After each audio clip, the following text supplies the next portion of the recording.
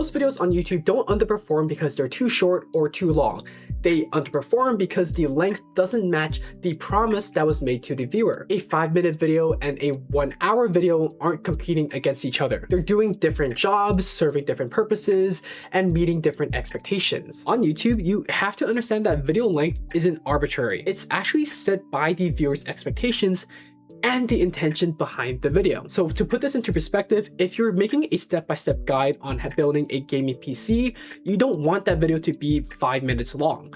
To a viewer, that immediately feels like you're just skipping important steps in the building process and you're just leaving out important information. But if you're making a tutorial on how to turn a dark image a lot brighter and improve the image quality, the video itself doesn't have to be 20 to 40 minutes long. In that example that I just said, the viewer is expecting a really quick simple fix, not a 20 to 40 minute podcast on how to improve a dark image. So when a video feels way too short or way too long, it's usually not about the minutes. It's because the intention behind that video doesn't match what the viewer showed up for and clicked for. And when I say intention, I'm talking about the job the video is supposed to serve to the viewer. Some videos are just meant to answer really quick questions, some are meant to teach very complex concepts, some are meant to persuade you and convert you into purchasing a possible product. And once you're really clear on what that job is for your video and what your intention is from the beginning, that video length pretty much almost determines itself. Other successful videos on YouTube already reflects this exact concept, and that's why understanding your competitor's video length matters a lot. And if you're ever unsure what the right intention or expectation is for a topic that you're making a video about, you want to take a really close look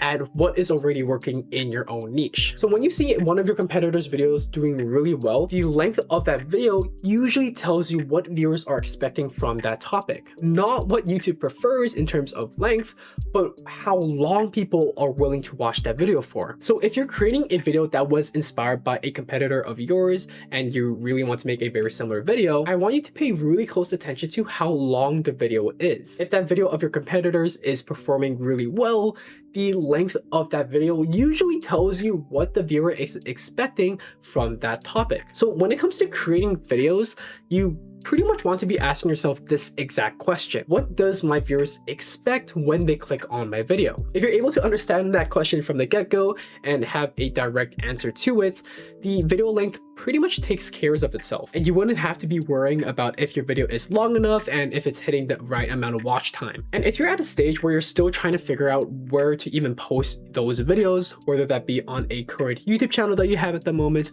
or you're trying to start a brand new channel, I actually broke down the exact step-by-step thought process on whether or not you should be using an older or newer channel. And you can watch that video that is popping up somewhere on your screen at the moment. But other than that, you should use everything that I mentioned about video links in this video because it is quite underrated and it's probably as important when it comes to knowing the thumbnail and title packaging for your videos. So if you want a clearer understanding of doing YouTube, use everything I talked about and just go kill it on YouTube.